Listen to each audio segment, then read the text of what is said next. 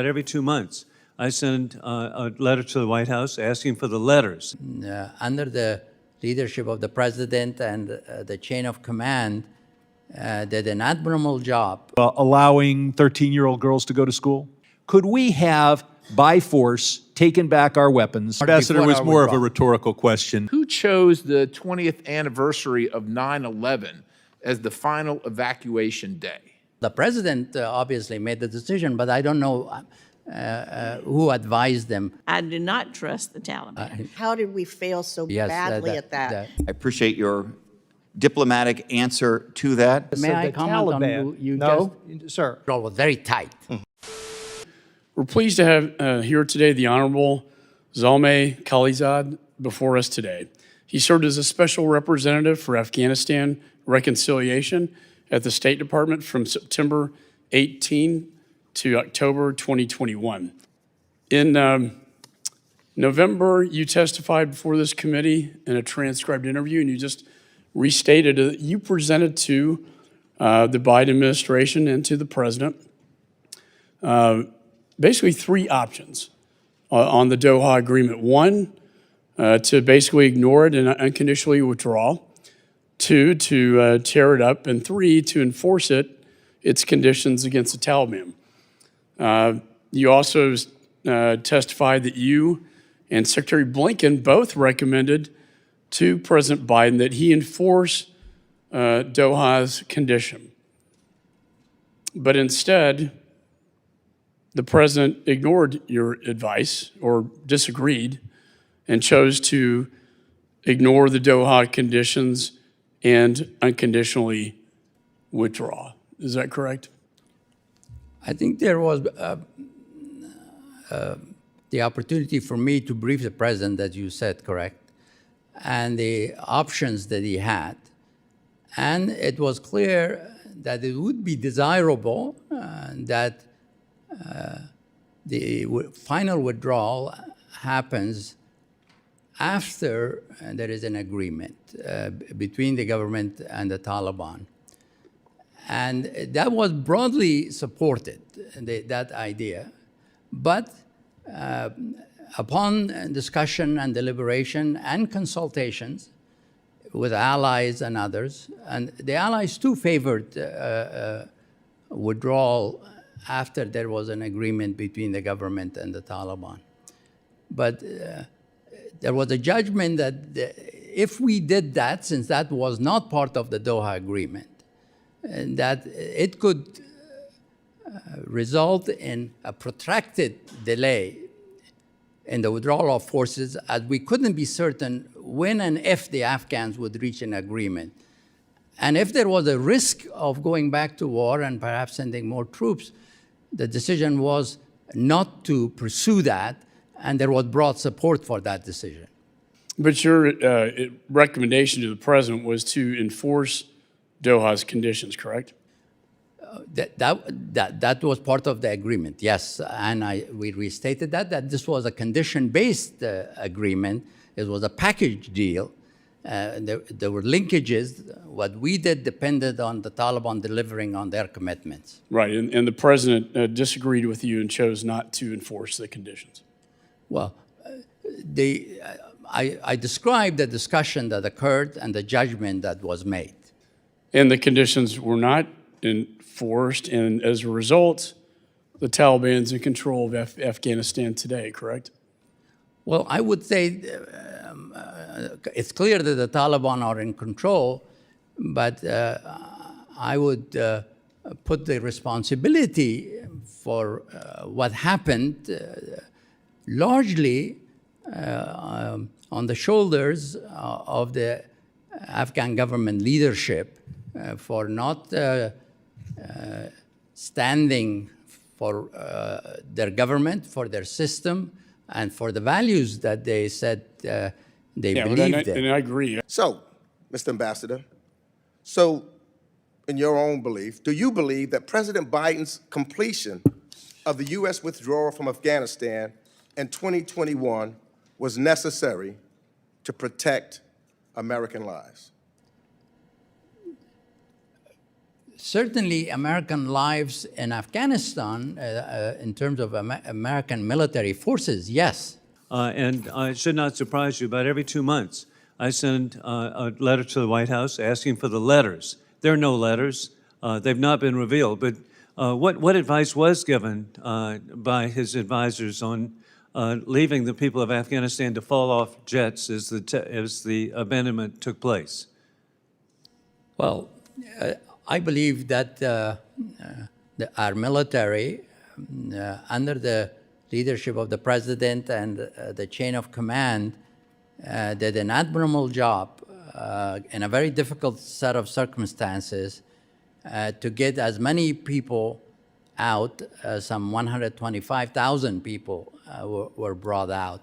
With regard to what you mentioned, sir, about the letters and advice, I do not have a direct knowledge of what it is that was involved there. But the advice was to bring out as many people as possible, to reach out to as many Americans and those who had worked for us or for organizations that worked for us, to bring them out. And a huge number was brought out. Ambassador, is there anything in the agreement where the Taliban commit themselves to allowing 13-year-old girls to go to school? I didn't find anything like that. Is there in there? The Taliban, there is nothing in the agreement. The issues dealing with the future of Afghanistan was to be negotiated But the among agreement Afghans, itself, the between purpose the of this two hearing sides. is to say, why didn't we enforce the agreement? Right. But when the Taliban treats 12-year-old girls like sex slaves, when they kill members of the LGBT community, when they kill anyone who converts from Islam to Christianity, they are not in violation of this agreement that we are having a hearing to saying, why are we enforcing? They're not in violation. You can't enforce. Could we have, by force, taken back our weapons everywhere in Afghanistan on our way out without casualties? Thank you, sir. As you know, the weapons that were left behind were weapons that we thought was safe to leave behind for the government of Afghanistan. Even if we had realized the government was useless, could we have seized them without casualties? Now we're speculating because the government, we assume, would not fall apart. Ambassador, it before was our more of a withdrawal. rhetorical question. So, if people have weapons they want to hold on to, you can't take them away if you're not willing to incur some casualties. I yield back. Did you or Secretary Blinken advocate for an extension on the withdrawal date, considering the poor planning behind the final evacuation as it occurred? As I said, sir, 4 months were added to the timetable, moving from 14 to 18. But as I said again, the decision was made to withdraw at the end of August and not to link it to any conditions that you might have in mind. Well, that was your quote, condition. So I think Americans have in mind that it would be a condition-based withdrawal, which makes sense. And they did invade Kabul. Well, they did because they agreed not to, and then there was to be So they lied to negotiations. us. So that wasn't based, so the withdrawal was not based on conditions on the ground. And I'm wondering, did you convey these concerns to President Biden during the continuing negotiations about the blatant violations? They were blatant, but the whole world saw them as they were occurring. Certainly, I'm not here to defend the behavior of the Talibs or the Taliban. None of us are, I get that. But I believe that I'm trying insisting on additional conditions. We're not asking for additional conditions, just the conditions that they agreed to. And I'm trying to determine, knowing that, you knew that. Sure. The world saw that. Right. The president saw that. I'm assuming, maybe I shouldn't be, but I'm assuming you advised him of that. The secretary advised him of that, but he proceeded anyway. That's he proceeded to withdraw forces because he believed if he persisted, we'll be back to a fight. And he didn't want to do that. So, just out of curiosity in the remaining time, who chose the 20th anniversary of 9/11 as the final evacuation day? I actually do not know that. Did you ever question that? I mean, maybe it's not as important and impactful to you as it for the rest of Americans, but that's pretty significant. I agree with that, but I think, therefore, an adjustment was made to the end of August as the final date of withdrawal. But it was September 11th. The initial announcement, it was, as you know as well as I do, but I think... You don't know who made the decision? I do not. Well, the president obviously made the decision, but I don't know who advised them on choosing that date. Well, the president's the commander-in-chief regardless of who advised him. Ambassador Khalilzad, did countries in NATO argue against a full U.S. troop withdrawal? They did. They did. Subject to a political agreement, as I mentioned to the chairman. Did you believe the Taliban would respect women's rights and allow girls to go to school? I did not trust them. They did make statements on record, video statements, that they would allow girls to go to school, all the way to not only college, but to PhD. This is on the record that they have made. But they didn't do it. They have not lived up to it. You didn't do it. They didn't do it, and you didn't trust them. Right. Why didn't U.S. negotiators press the Taliban to extend the withdrawal date beyond August 31 to facilitate the evacuation? That was, of course, the president's decision not to yet ask for 4 months, as I mentioned before, but that was his decision not to ask for an additional extension. President Biden's. President Biden, yes. Do you believe that sentiment to withdraw all troops was known or suspected by the Taliban when you were negotiating with them? And what informs this belief? Well, the public statements, sometimes the Taliban would say that I was not following in my negotiations the letter of or the spirit of what was being said publicly by saying we would only withdraw if certain conditions are met. Why sometimes statements would be made that created the impression as if we would withdraw regardless. Did the Biden administration execute or operate on a plan that there are no conditions, there's no line, no threshold, no red line, anything that was going to prevent them from being out of Afghanistan on the day they wanted? Let me understand what you're asking. That certainly the desire to complete the withdrawal by the end of August was that any stay beyond that risks the restart of the war, which was the driving factor, as I understood it. So there, to say it again, I'm not going to try to put words in your mouth, was there anything that was going to stop them from leaving on the day that they wanted to leave? That would be speculating, of course, but I would restate that avoiding the restart of the war was the most important factor shaping decisions. I can't trust the Taliban, or we can't trust the Taliban. And you said, I do not trust the Taliban. So why did we enter into an agreement with the Taliban with no accountability measures, no way to hold them to their commitments? Well, if we can't trust them. We enter agreements. We're talking about international politics with people that we don't trust. We did it during arms control with the Soviets. Remember, President Reagan said, trust but verify. Right. And the way to incentivize the other side when you have an agreement to adhere is that you won't do what they want from you unless they do what they've agreed to doing. So that's the way it works. And then you have your information system to monitor, are they living up to the agreement or not? And then you bring that information into the negotiations and the implementation of the agreement. Well, did you have any way to monitor what they were doing? Absolutely, we had. Wait, maybe not perfectly. We did have information. We in fact did reports.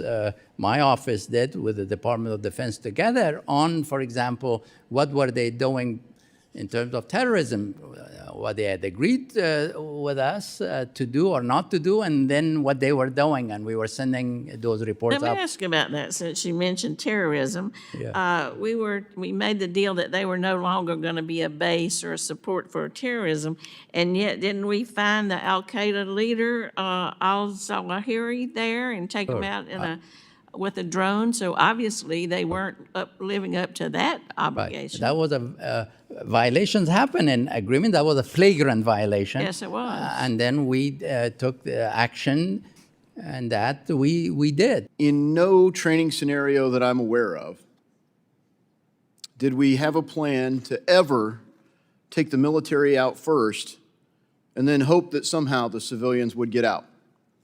Have you ever heard of such a doctrine anywhere? Well, of course, I applaud you for your service. I have had the great honor of serving with our brave men and women in Iraq and Afghanistan, and they have inspired me, and I very much associate myself with what you said. I think the problem was, in my judgment, and I said it before, is that we planned for a single scenario, and that scenario was that the government and its troops would survive our withdrawal and for some time thereafter. And that's what informed, I think, the sequencing. That's my judgment. So you believe that the sequencing. State Department actually believed that they would trust the lives of American citizens to the Taliban? Because they weren't there themselves. Frankly, they were ready to get out of town. And they thought that we could get ourselves out, we can get the military out, and we'll just trust the Taliban to finish the job. That was the plan? It was to work with the government of Afghanistan, with the troops of the Afghan government that we had trained and equipped to deal with the withdrawal period, and then for a period after the withdrawal. The plan was to maintain some forces after the withdrawal was completed at Kabul airport and to protect the embassy. Yeah. And I believe that assumption, and I keep repeating that because several of your colleagues are mentioning lessons learned, is that we don't plan, as one lesson that I have learned from the outside, is for a single scenario. We have to plan for alternative scenarios, and how we would adjust from one to the other. Why, over the course of 20 years in Afghanistan, did administrations of both parties fail to correctly assess the level of dedication and cohesion of the Afghan forces and its political leadership? Well, that's obviously an excellent question. There are lessons to be learned that we have to focus sharply on that. We spent a lot of resources, a lot of effort. The forces were of varying qualities. They sacrificed a lot, some 70,000 perhaps, 60 to 70,000 Afghan soldiers and policemen died during the period we were there. But what happened to them, our assessment was that they would do a lot better after our withdrawal. Understood, but my real question is, how did we fail so Yes, badly at that over the 20 years? I mean, we know that there was a division in the intelligence community with the CIA on one side and the Pentagon on the other side on the effectiveness of training the Afghan forces. Right. And I'm not asking you to go into classified information in a public setting, but can you speak broadly to these divergent perspectives and what interests they may have been driven by? One is perhaps the way we built the armed forces needs to be questioned. Many people would argue that the Afghans, teaching them how to fight shouldn't have been a difficult task. And the way we organize them perhaps to fight, their recruitment, sustainment, organization maybe were not appropriate for the circumstances. Perhaps that would be one. Second would be, to what extent politics and the divisions in the country affected the force. I was very concerned. I spent a lot of time in 2020 because two candidates announced themselves as presidents, two presidents. And here was a possible scenario in which some forces were going to go with one candidate, the forces we invested so much in, and some would have gone with the other. And you would have had, already you have the war with the Talibs, and then you would have another war inside the Republic side. Ambassador, did you think that the Taliban would be willing to share power of the Afghan government with women? Well, we had them say to us, and they say that publicly and on videos, that women could be ministers, women could be active in all parts of life. What has happened since has been a violation of those statements that are on the record, not to me alone, but to the whole world, that they said that. So their words and actions didn't match. Right. You know, the Taliban was often cited as stating to the United States, you might have the watches, but we have the time. Right. Was the Taliban waiting the United States government out so it could overthrow the Afghan government after our departure? Well, I'd be speculating, but certainly they waited us out in the sense that based on what happened, based on changes in the world, based on successes that we had on counterterrorism, as I've described, we decided that it's time to come home. And there are things we could have done differently in retrospect. Those studies will be done. In retrospect, what should have been done differently to secure protections for vulnerable minority populations, and in particular, women and girls in Afghanistan? Well, the key issue for you and for our other leaders is whether achieving the goals that you outlined on women should have been a precondition for withdrawal, which means that the U.S. forces would have given the responsibility to achieve those rights, that we should have stayed in Afghanistan until the Taliban agreed to those. To protect women and girls. Right. And was that, were you ever instructed on behalf of President Trump to secure those agreements? And the judgment was that to pursue those objectives with other means other than the use of armed forces, because there are lots of violations of human rights around the world, and it's not the responsibility of the U.S. forces of human rights. We're talking about half the population of the country. Right. Was it ever articulated that one of the goals of withdrawal was to make sure that Afghan women and girls were going to be protected? Was that ever articulated as a goal of the Trump administration? That would be pursued in the inter-Afghan negotiations, during which, and we have a written agreement with the, in which it states that we would work with the government, which supported human rights, the legitimate government of Afghanistan, to pursue those objectives in the inter-Afghan negotiations, using diplomacy, using the future relations. So you weren't going to negotiate that with the Taliban. You were going to help behind the scenes the Afghan government that collapsed. You were going to encourage them to work to support women and girls. Which the assumption was, it turns out to be wrong, ma'am, that the government will not collapse. Was the Biden administration made aware of these side agreements with the Taliban? Absolutely. Super. Yeah.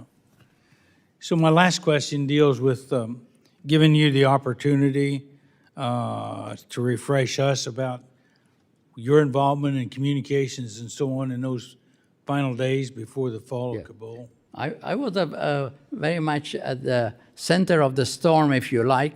I was in Doha based those final days. I would participate, obviously, with the president and others in meetings.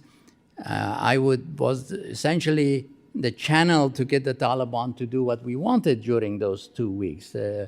We wanted a road closed because we thought ISIS-K was going to use that road to look from that hill that nearby they might shoot a rocket at the airport. At this mosque there might be a terrorist to direct them to go to block the road, go up the hill, go to the mosque. And then I would deal with people's movement. I would get calls. One thing I learned, sir, is that how our society had gotten intermixed with the Afghan society. I would get calls from all over the United States saying, this ex-person who used to drive my car and he wants to get to the airport. He's stuck in this place in Kabul. Please arrange for him to get to the airport. Ambassador, your thoughts on the Afghan Adjustment Act? I appreciate what you said, Congressman. I'm not familiar with this act. Therefore, I'm not in a position to offer an opinion on it. I appreciate your diplomatic answer to that.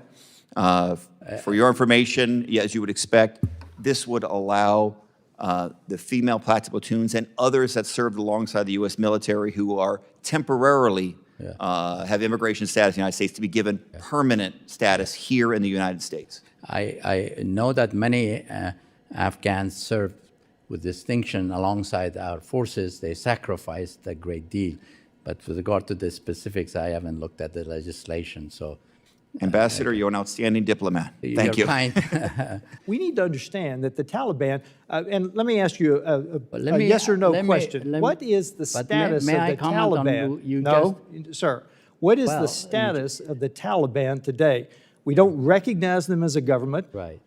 We understand that they are in physical control of Afghanistan. What is the official U.S. position on the Taliban today? Again, you should ask the U.S. government officials, but my understanding is that we transact with them, we meet with them when we have concerns, we raise with them on particular issues, we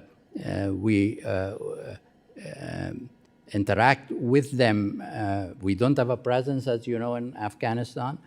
We don't recognize the Taliban government.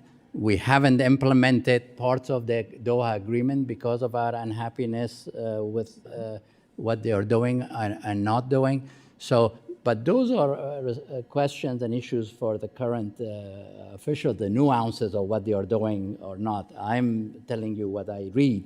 Yes, if I may quickly, Chairman. Yeah. Germany just became the third largest economy in the world. If we're talking Ukraine funding, the EU needs to step forward. Our GDP is 27 trillion. EU together is 20 trillion. Russia's is 2.5 trillion. We need to push Europe as a whole to be funding the Ukraine war. Thank you, sir. Can you explain to me what happened that created the final drawdown in the last minutes, last days of the Trump administration down to 2,500? What were your thoughts there? There was a discussion. The president had said that the troops will be home by Christmas. So there was, whether total withdrawal would happen.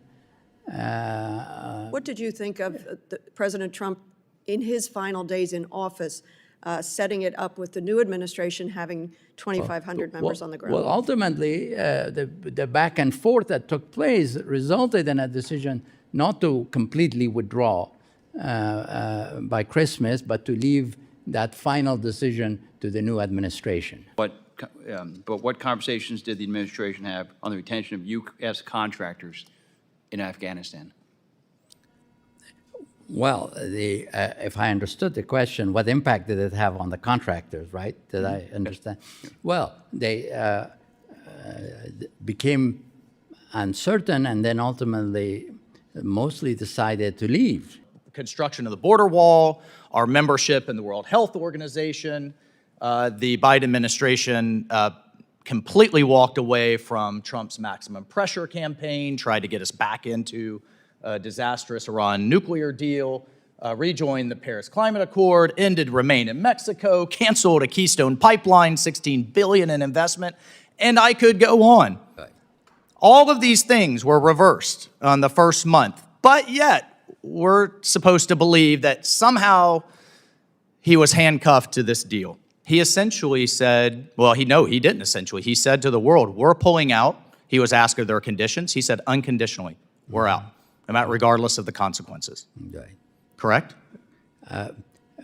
Because, and when I have to say that, he thought if he stayed, he might have to go back to war, likely to go back to war with the Taliban. But but this is the misnomer. This is the false choice. Yes. We could take an approach like we did in, say, Colombia for 40 years, where we had trainers, we had assets, we had support, but we didn't put American troops in harm's way. There was a lot of middle ground between unconditional full withdrawal and going back to any type of surge or war. True. Correct? True, correct.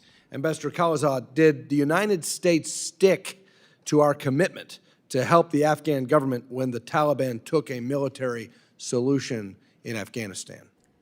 Well, we did, I believe, in the following way, if I understand you, sir, which is that we continued to provide them with military support, including attacks against the Talibs when the Talibs attacked them. But once the government had disintegrated with the departure of President Ghani, then, of course, we could not help them. I think just reclaiming my time, as I think Mr. Waltz demonstrated so ably, we did not stick to our commitments, and there was not a fulfillment of the Doha conditions-based withdrawal. It was an unconditional withdrawal. You believe the United States is more or less safe with the Taliban in charge? I believe that the withdrawal was because of the costs and a perception that we weren't succeeding, that it was costing too much, the world had changed, and we needed to adjust. But certainly, in terms of terrorism, it would have, being there gave us certain advantages, being in Afghanistan, rather than not being in Afghanistan.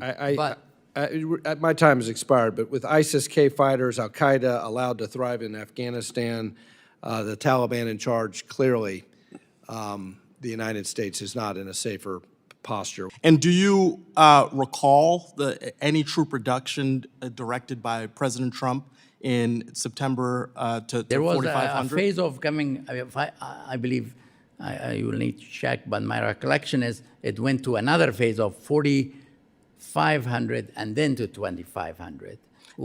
And was that at the discretion of President Trump? The military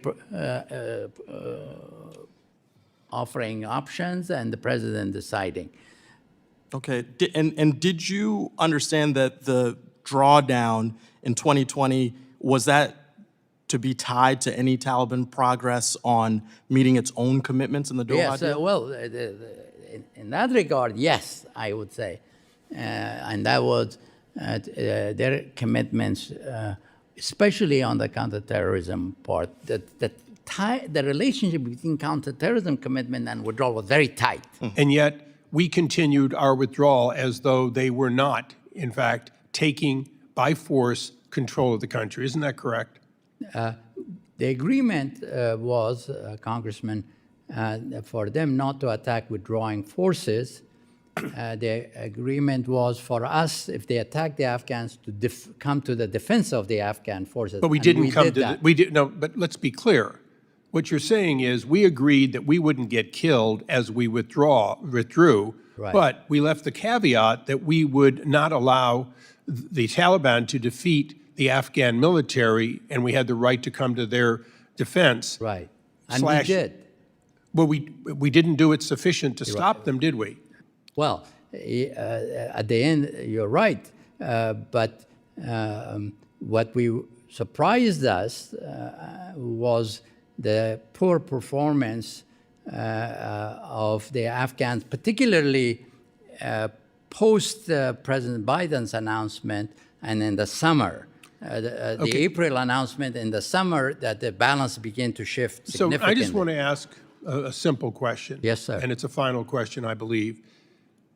When conditions changed and our ability to stop the Taliban by taking the country by force and putting children, particularly girls, back into essentially slavery, when that began to change, President Biden did not react by sending troops back in or anything else, and it's your testimony he did so because sending troops back in other words, enforcing their keeping their agreement, would have potentially cost American lives, and he wasn't willing to do so. So 13 Americans died, and countless Americans and people who helped Americans became trapped in Afghanistan because he wouldn't send troops back in when, in fact, the Taliban was violating not just the spirit, but the facts of what they'd agreed to, which was not taking the country by force. Isn't that true? Well, the government disintegrated. The president ran away. Wait a second. The government disintegrated when all they had left was an encircled Kabul. The president flew out at a time. If you go further in time. Well, I'd like to go back to around January 20th of 2021. Right. On January 20th, 2021, what was in fact the government already disintegrated, or what did over the next 8 months, as they were finding themselves unable to hold the territories and negotiate, they began to disintegrating finally when they were entrapped and all that was left was an airport to leave by? You're of course right that during the 8 months of disintegration increased, and finally in Kabul what happened. But I think that the balance shifted surprisingly. Our assessment was different than what happened. Without objection, this committee stands adjourned.